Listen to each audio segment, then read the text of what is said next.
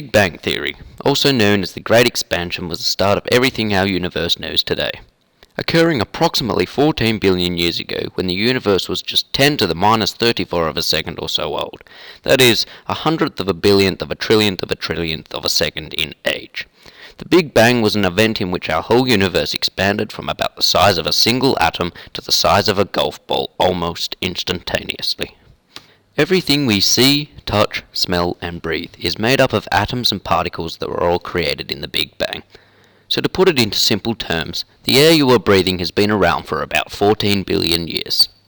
The Big Bang was an explosion of energy which caused the subatomically sized universe to expand to the size of a golf ball faster than the speed of light and continues to expand. The rate in which the universe expands at is constantly speeding up, but because the universe is so large now, it creates the illusion that the universe is no longer expanding. The most recent and most precise measurement ever taken thanks to NASA's Spitzer Space Telescope was recorded in October 2012 and calculates that our universe is expanding at a rate of 74.3 kilometers per second per megaparsec, or roughly 3 million light years.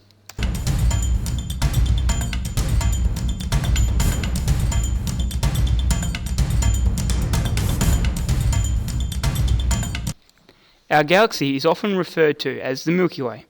This is most important to us as the Milky Way is our home galaxy.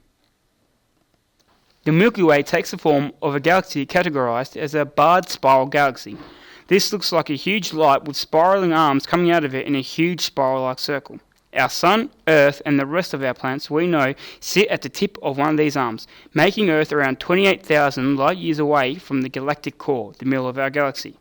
The main arms of our galaxy are Perseus arm, Sagittarius arm, Centaurus arm, and Cygnus arm. In our galaxy, it would take us around 100,000 years to get from one end to the other at light speed. It also takes around 200 million years to do a full rotation, which is 360 degrees. In our galaxy, it is possible to see two other galaxies with the naked eye. These are named after a Portuguese explorer named Ferdinand Magellan. They are called the Magellanic Cloud. In our galaxy, there is an estimated 200 billion stars.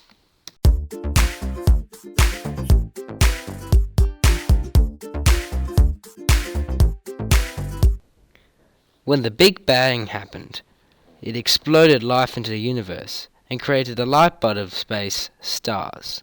Yes, those big fiery balls. Their cycle begins with a stellar nebula, which is made of dust, helium, hydrogen, and ionized gases. Now, this space cloud can form either two kinds of stars. The average star, better known by everyone as a yellow sun, or a nebula, which can form a massive star, which is similar to a yellow sun, but bigger and blue. As the core gets hotter, it will expand into a red dwarf, or a red supergiant in another galaxy. The sun will expand outwards by Earth, then implode as a planetary nebula, like the stellar nebula, but more which are tiny, and then it will implode as a planetary nebula, like the stellar nebula, but more explosion. Or in another galaxy, it will implode into a supernova, which then becomes a neutron star, which are tiny, or the infamous black hole, which suck all light and matter out of the universe. Or more likely, in our universe, it will become a white dwarf, which are some of the densest stars in the known universe.